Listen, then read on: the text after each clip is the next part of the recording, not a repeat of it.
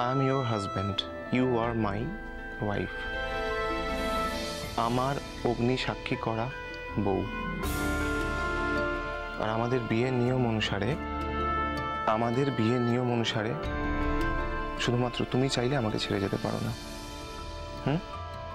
আমি তোমাকে যেতে দেবো না।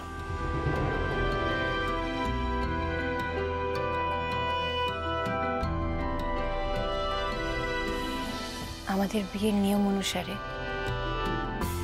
কেউ যদি মিথ্যে পরিচয় বিয়েটা করে তাহলে সেক্ষেত্রে বিয়ে টেকে না।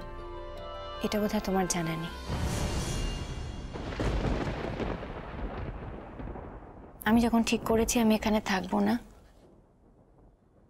আমি থাকবো না।